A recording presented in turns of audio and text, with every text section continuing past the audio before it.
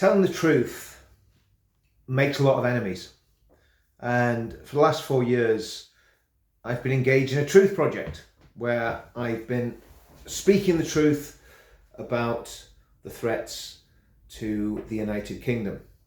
And it started really in as many of you will know, September 2017 with Veterans Against Terrorism.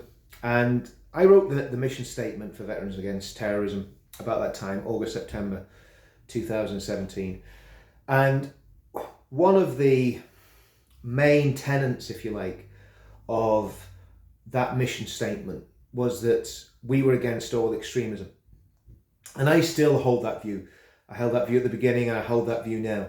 And when I say all extremism, I mean all extremism. So whether it's the racists that practice identity politics and try and divide us instead of uniting us, whether it's jihadists who want to murder us in the name of their God and their religion, whether it's Irish Republican terrorists and supposedly reformed terrorists who want to destroy the United Kingdom and tear Northern Ireland out of the UK, whether it's extremists that don't accept democracy and want to overturn the democratic mandate that 17.4 million people voted for in 2016. All of those are manifestations of extremism, as are far-right, anti-Semitic fascists who take pride in having a lighter skin pigmentation than other people. And right from the beginning, that has been my position.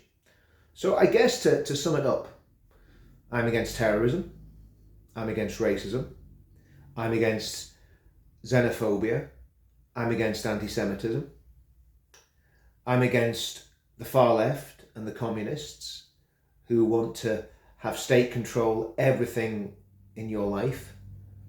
And what I am for, and I've always said this, is freedom, equality, and democracy. What do I mean by that? Freedom of speech. It's very important that I can do these videos, that I can tell however few people choose to watch these videos exactly what I think and why I think it. It's very important that you, as a viewer, can have your say and say what you think and make your own videos. And if you don't agree with what I say, you can slag me off in the comments, and many people have. Or you can, as long as you don't do anything that's illegal, the comments will stay there.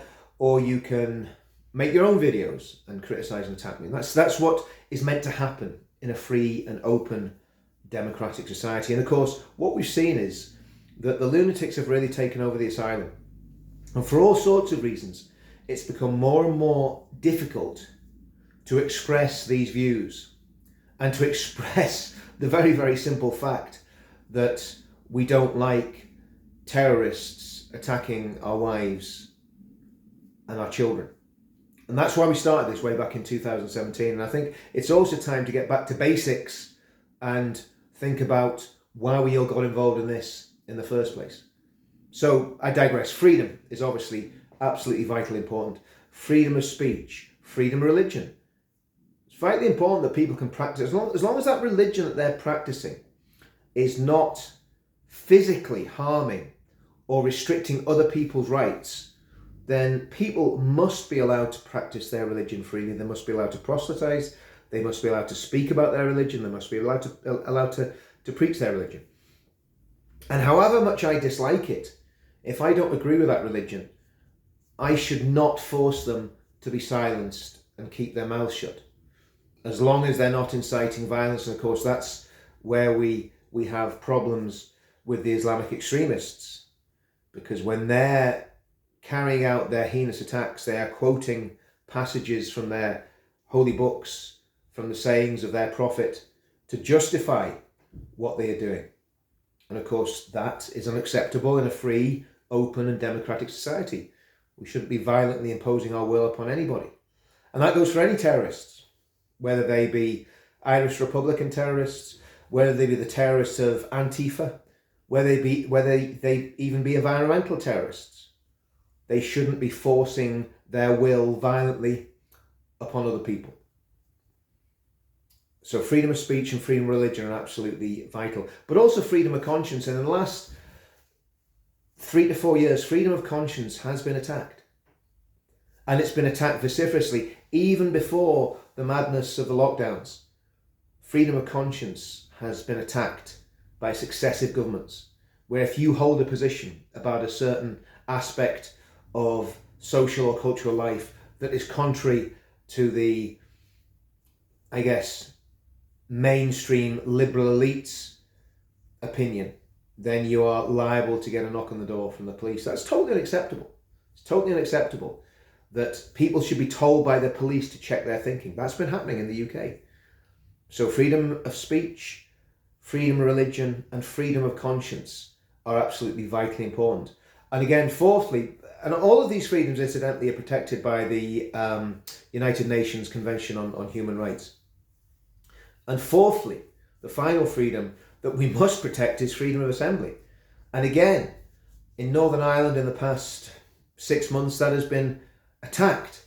We've got people who've been taking part in perfectly legitimate peaceful protests that before the medical emergency, we can't use the word because obviously we don't want to get the channel a strike, but before the medical emergency would have been perfectly legitimate. And those demonstrations have now been delegitimized and made illegal, and people that's taken part in those demonstrations have been had the long arm of the PSNI grasping for them. I'm sure it's been the same in England and other parts of the UK.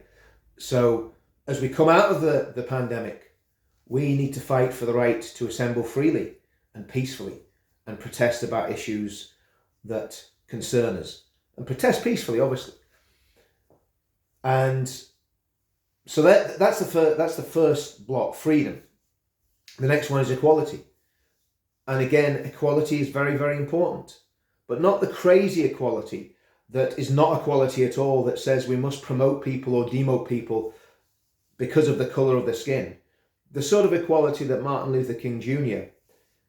fought for, which was that people should be judged by the contents of their character and not by the colour of their skin, or by what they do in their bedrooms, or by what they do in their spare time. They should be judged by their character and judged by their abilities.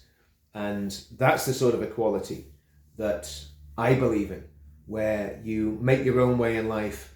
Whatever you do in your personal life is up to you. Whatever skin colour you have is up to you. Whatever religion you follow is up to you, as long as you are contributing to society and the common good. And finally, democracy. And obviously, democracy was under real threat and still is under threat after the Brexit referendum in 2016. Whether you agreed with that referendum or not, and whether you agreed with the result of the referendum, it was a referendum. It was the biggest democratic exercise in British history. And there were sinister elements within the establishment who are still there, who did their best to overturn that result. And I believe those people will still, if they get the chance, reverse that result. You still see them. People like Alistair Campbell on the television yesterday morning or this morning, blaming Brexit for rotten apples. He held up a little rotten apple and said, "This is a Brexit apple." So the enemies of democracy are still there. So everything that we've stood for in the past 4 to 5 years, to me, is still perfectly valid. And I want to ask anybody watching this video, if you disagree with me, I want to put this to you. If you disagree with my point of view, if you think I'm an extremist, and you think I'm some sort of rabid right-wing lunatic, if you think that about me, I want to ask a question. Are you in favour of communism, which killed 70, maybe 100 million people in the 20th century? Are you in favour of racist identity politics from whatever corner that comes, whether it's white supremacy or black supremacy? Both are equally wrong. Are you in favour of terrorism? Jihadists, Irish Republican terrorists, Antifa terrorists, environmental terrorists? Are you in favour of those things? Far-right terrorists? Because my whole stand has been against that sort of extremism and against terrorism. The very group that I wrote the mission statement for was called Veterans Against Terrorism. Are you against freedom? I'm pro-freedom. I believe in freedom of speech, freedom of religion, freedom of conscience, and freedom of assembly. Are you for those or are you against them? Do you believe in equality, genuine equality? Not the crazy equality that we're having forced upon us by the woke brigade that want to make us ashamed of everything that Britain did, and every single person that doesn't fit one of their protected species is treated lower than a Dalit in India. No, the real equality, where you're judged by the contents of your character and not the colour of your skin. And finally, do you support democracy and sovereignty? Because I'm passionate about protecting the sovereignty of the United Kingdom, keeping the United Kingdom as a cohesive, settled, peaceful, stable and prosperous country. That's what I'm passionate about.